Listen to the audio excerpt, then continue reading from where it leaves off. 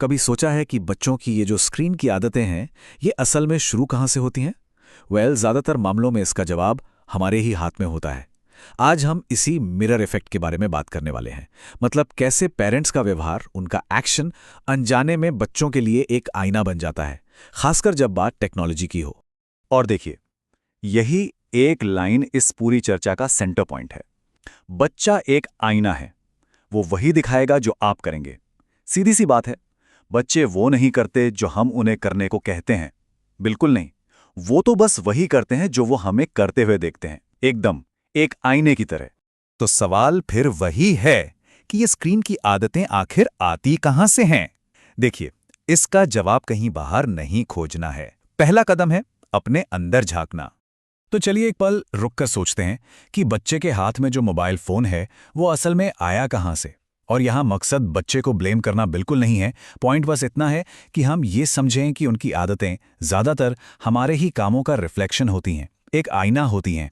और ये एक ऐसी सच्चाई है जिसे हम झुठला नहीं सकते। बच्चा शायद हमारी कही हुई बातें भूल जाए, लेकिन वो हमारा व्यवहार, हमारा बर्ताव कभी नहीं भूलेगा।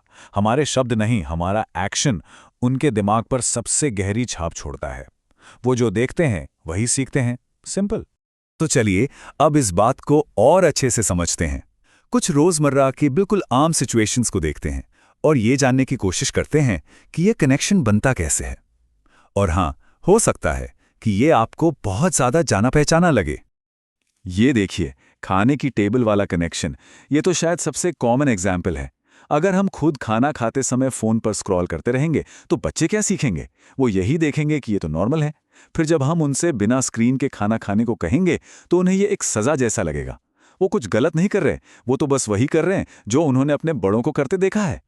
अच्छा, अब आते हैं खाली समय पर, मतलब हमारा डाउन टाइम। सोचिए, अगर दिन भर के काम के बाद हमारा रिलैक्स करने का तरीका हमेशा टीवी या रील्स देखना ही है, तो बच्चे के दिमाग में क्या मैसेज जा रहा है? यही कि एंटरटेनमेंट का मतलब स्क्रीन होता है और किताबें पढ़ना, ये पढ़ाई करना, वो तो एक बोझ है, एक काम है। यहीं से उनकी सीखने की इच्छा पर सीधा असर पड़ना शुरू हो जाता है। और ये असर सिर्फ आदतों तक ही नहीं रहता, इसका सीधा प्रभाव उनकी पढ़ाई पर पड़ता है। बच्चे की एकाग्रता, उसकी याददाश्त, ये सब धीरे धीरे कम होने लगती हैं। सोचिए, घर का माहौल ही अगर ऐसा हो जहां हर वक्त टीवी या फोन का शोर हो, तो ध्यान कैसे लगेगा? पढ़ाई तो फिर एक बोझ जैसा काम लगने ही लगेगी, है ना? ओके, तो अभी तक हमने प्रॉब्लम को समझा, ये जानना बहुत जरूरी था। लेकिन असली बदलाव तो एक्शन लेने से ही आता है। तो अब बात करते हैं 3 बहुत ही सिंपल लेकिन पावरफुल पारिवारिक संकल्पों की, जो एक पॉजिटिव बदलाव लाने की शुरुआत कर सकते हैं। ये 3 कदम ना सुनने में बहुत आसान लगते हैं, लेकिन इनका असर बहुत गहरा हो सकता है। पहला है मोबाइल पार्किंग। मतलब शाम को मान लीजिए 7 से 9 बजे तक घर के सभी लोग अपने फोन एक जगह पर रख दें। इससे पूरे परिवार को एक डिजिटल ब्रेक मिलेगा। दूसरा, साथ में पढ़ें। अगर पेरेंट्स दिन में सिर्फ 15 मिनट भी कोई किताब पढ़ लें तो बच्चे को मोबाइल मांगने की जरूरत ही महसूस नहीं होगी, क्योंकि वो आपको देख रहा है। और तीसरा और सबसे जरूरी, क्वालिटी टाइम। बच्चों को गैजेट्स नहीं, साथ चाहिए। उनसे बात कीजिए, उनके साथ खेलिए, उनकी सुनिए। वो जो कनेक्शंस गैजेट्स में ढूंढ रहे हैं वो उन्हें आपसे मिलेगा। तो अब आखिर में ये समझना बहुत जरूरी है कि असल में दांव पर क्या लगा है। ये सिर्फ आदतों की बात नहीं है, ये किसी ऐसी चीज के बारे में है जो एक बार खो गई तो कभी वापस नहीं आ सकती। जरा इस लाइन पर गौर कीजिए कि मोबाइल का डेटा तो हमेशा रिचार्ज किया जा सकता है, लेकिन क्या ये एक ऐसा सवाल है जो हमें रुकने पर मजबूर करता है ना?